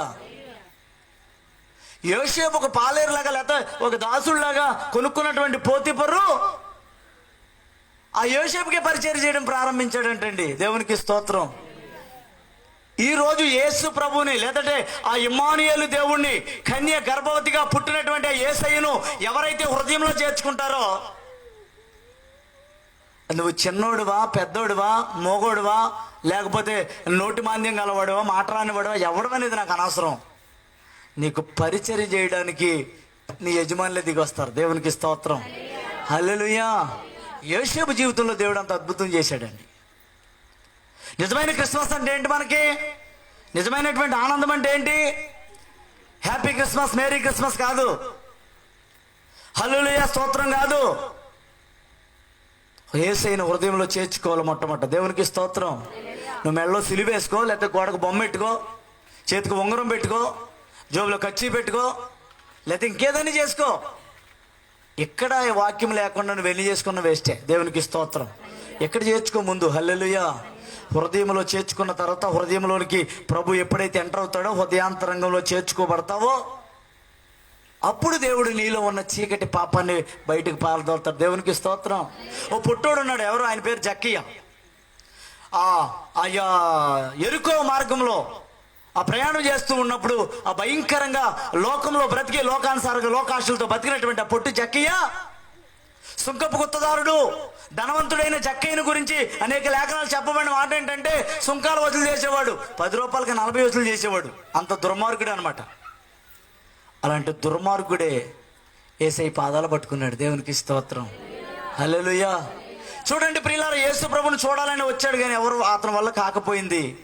ఎందుకు చూడలేకపోయినని ఆలోచించాడు. ఈ రాత్రి మీరు ఆలోచన చేయాలి. యేసు ప్రభు ఎందుకు మన హృదయంలో ఉండట్లేదు? వాక్యం ఎక్కడుంటే అక్కడే ఉంటుంది. మరి దేవునికి స్తోత్రం. వాక్యం ఎక్కడుంది, ఎక్కడున్నాడు యేసయ్య, ఎక్కడ నివాసం చేస్తున్నాడు, ఎవరి మధ్యలో ఉన్నాడు, ఎవరి మధ్యలో కార్యం చేస్తున్నాడు, ఎవరి మధ్యలో నిలబడ్డాడు అనేది ఈరోజు ఒక చక్కీలాగా నువ్వు ఆలోచన చేయగలిగితే, యేసుప్రభు గుంపులోకి వెళ్ళిపోయి గుంపులోకి పోయిందా? నలుగురితో నతానియేలు, కులంతో కొర్నేలి. ఎట్టట నలుగురితో నతానియేలు, కులంతో దేవునికి స్తోత్రం. హల్లెలూయా. ఏదో గుంపులో ఉన్నాములే, అందరితో పాటే కదా. అందరితో పాటు ఏంట్రా బాబు, నీ బతికేంటి, మన జీవితం ఏంటి, మన పరిస్థితిని ఆలోచించండి. హల్లెలూయా. ఎవడాత్త కొరకు ఆడే ప్రయాసపడాలా? భార్య భర్త ఇద్దరు తిరగలు ఇస్తారంటే ఒకరు ఎత్తపడతారు, నిలవబడతారంట. మరి ఏం చేస్తాం? ఆ రెండు లేకపోతే పిండి రాదు. ఏం రాదు? బద్దలు బయటికి రావు. కానీ దేవునికి స్తోత్రం. హల్లెలూయా. ఒకరు ఎత్తపడతారంట, ఒకరు విరవబడతారంట. మనం ఈ లోకంలో యేసయ్యను చేర్చబడిన మనం అర్థం చేసుకోవాలి మన జీవితం ఏంటనేది. దేవునికి మహిమ కలుగును గాక. హల్లెలూయా. కాబట్టి ప్రియ దేవుని బిడ్డలారా, ఆలోచన చేయండి. యేసయ్యను హృదయంలో చేర్చుకోవడానికి ఇష్టపడండి. జక్కయ్య మేడి చెట్టుకి నిలబడి మేడి చెట్టు మీద కూర్చొని ప్రభు కోసం ఎదురు చూస్తూ ఉంటే యేసయ్య సరాసరి జక్కయ్య దగ్గరికి రాగలిగాడు. హల్లెలూయా. చూడండి, మేడి చెట్టు కింద బోళ్ళని పొట్టలు ఉన్నాయి, బోళ్ళని చీమలు ఉన్నాయి, ఎన్నో చీమలు కరుస్తున్నాయి, ఎన్నో భయంకరమైన పాములు బాగుతున్నాయి. మేడి చెట్టు ఎంత మేడి పండు మధురంగా ఉంటుంది, దాన్ని పొట్ట విప్పి చూస్తే పురుగులు ఉంటాయి. ఆ పురుగులు తినడానికి బోళ్ళు పొట్టలు ఉంటాయి చెట్టు కింద. అయినా సరే మేడి చెట్టు మీద కూర్చోవడం గల కారణం ఏంటంటే, నా యేసయ్యను చూడాలి, నా యేసయ్యను చేర్చుకోవాలి. దేవునికి స్తోత్రం. హృదయంలో చేర్చుకోవాలని ఆశ కలిగిన వాడిగా ఉన్నాడు కనుకే యేసుప్రభు సరాసరి జక్కయ్య దగ్గరకు వచ్చి ఆ జక్కయ్యతోటి, జక్కయ్య త్వరగా దిగిరా అన్నాడు. దేవునికి స్తోత్రం చెప్పండి. త్వరగా దిగిరా అంటే ఆ జక్కయ్య త్వరగా దిగి వచ్చి ఎలా దిగాడో తెలియదు, ఇక దూకేస్తున్నాడో లేకపోతే దిగి వస్తున్నాడో తెలియదు. ఆ దూక్కుంటూ వచ్చేసి యేసయ్య పాదాలు పట్టుకున్నాడు. యేసయ్య తన ఇంటికి తీసుకెళ్ళాడు. ఇతడు కూడా అబ్రహాము కుమారుడే. దేవునికి స్తోత్రం చెప్పండి. హల్లెలూయా. ఇతడు కూడా అబ్రహాము కుమారుడే. హల్లెలూయా. ప్రియ దేవుని బిడ్డలారా, మనము దేవుని యొక్క వాక్యమును దేవుని హృదయంలో చేర్చుకోకపోతే మన జీవితాల్లో నిజమైన క్రిస్మస్ లేదండి. హల్లెలూయా. మన నిజమైన క్రిస్మస్ అంటే ఏంటంటే ఆ ఇమ్మానుయేలు దేవుని హృదయంలో చేర్చుకోవడమే. దేవుని స్తోత్రం చెప్పండి. హల్లెలూయా. కన్య గర్భవతి కుమారుని కన్నటువంటి ఆ కుమారుడైన యేసయ్యను ఇదిగో నీ హృదయంలో వాక్యముగా ఈ లోకంలోకి వచ్చిన యేసయ్యను, వాక్యము వెల్లడకు తోడని వెలుగుగా ఉన్నాడన్న యేసయ్యను నీ హృదయంలో చేర్చుకోగలిగితే ఈరోజు నిజమైన క్రిస్మస్ ఏంటో నువ్వు పొందుకుంటావు. కాబట్టి ఆ నిజమైన దేవుణ్ణి, నిన్ను ఒక అత్యున్నతమైన స్థితిలోకి, ఉన్నతమైన స్థానంలోకి తీసుకెళ్లే దేవుణ్ణి హృదయంలోకి చేర్చుకొని ఈ రాత్రి ప్రభు యొక్క వాక్యాన్ని పట్టుకుని, ప్రభు నా హృదయాన్ని మార్చేయ. ఇదిగో నేను చీకటిలో బ్రతుకుతున్నాను, అంధకారంలో బతుకుతున్నాను, పాపం ఊబిలోనే బతుకుతున్నాను, నన్ను వెలిగించిన ఆయన నా క్రియలన్నింటినీ తొలగించయ్యా, నా పాప బంధకం నుంచి విడిచిపెట్టే కృప నాకు ఇయ్యని ఎవరైతే దేవుని వైపు చూస్తారో వారందరి జీవితాల్లో దేవుడు ఈరోజు ఉదయించునుగాక. ప్రార్థన చేసుకుందాం. తలలు వంచండి, మోకరించండి. అందరూ ప్రార్థన చేసుకుందాం. ప్రార్థన చేసుకుందాం. వాడానికి స్తోత్రాలయ్యా. అయ్యా, ఎంతమంది ఉన్నా నువ్వు లేకపోతే మా జీవితాలు వ్యర్థమున్నాయి. ఈ లోకంలో నువ్వు మాకు తోడై ఉండకపోతే మా బ్రతుకులు శూన్యమేనైనా. స్తోత్రాలు. పాపపు ఊబిలో నుంచి తప్పించగలిగిన వాడు నీవే ప్రభా. అంధకారం నుంచి విడిపించగలిగిన వాడు నీవే ప్రభా. అంధకారంలో ఉన్న పాపపు క్రియల నుంచి, దుర్మార్గపు క్రియల నుంచి, చీకటి బ్రతుకుల నుంచి అయ్యా ఆశ్చర్యకరమైన వెలుగులోకి నడిపించగలిగిన వాడు నీవే ప్రభా. అయ్యా, నువ్వు మా కాళ్ళ కాడకొచ్చిన తన్నుకునే జీవితాలే మాలో ఉన్నాయి ప్రభా. నిన్ను తన్నుతున్నామే తప్ప నిన్ను హృదయంలో చేర్చుకునే వారిని మేము లేవు ప్రభా. అయ్యా, పశువులు మాత్రమే నిన్ను చేర్చుకోగలిగినటువంటి అయ్యా పశువులను కూడా నువ్వు జ్ఞాపకం చేస్తున్నందుకు నీకు స్తోత్రం అయ్యా. ఈ రాత్రి మీరు మాకు తోడై ఉండండి.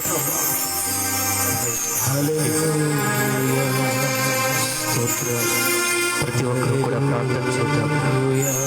ఈ రాత్రి దేవుడు మనతో మాట్లాడిన ప్రతి మాటను ఒకసారి తలుచుకుందాం. నా యేసయ్య రాత్రి దేవుడు మనందరికీ తోడై ఉన్నాడు, మన జీవితాన్ని వెలిగించబోతున్నాడు.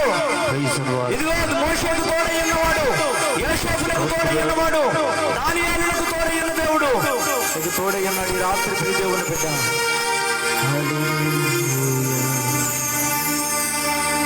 ప్రార్థన చేద్దాం. ఈ రాత్రి మనం దర్శించినటువంటి వాక్యం ప్రభువా, నీవు ఈ వాక్యము చేత నాతో మాట్లాడావు. నీ వాక్యము నాకు కావాలి ప్రభువా, నీ వాక్యము నాకు కావాలి ప్రభువా, నీ వాక్యము నాకు కావాలి ప్రభువా. యేసయ్యా, నీ వాక్యము చేత నన్ను దర్శించిన దేవుడానికి స్తోత్రాలు ప్రభువా.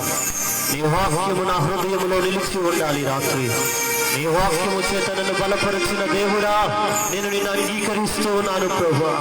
నీ వాక్యమును నేను అంగీకరిస్తూ ఉన్నాను ప్రభువా. నాలో ఉన్న చీకటిని తొలగించండి యేసయ్యా, నాలో ఉన్నటువంటి చీకటిని తొలగించండి ప్రభువా. వెలుగు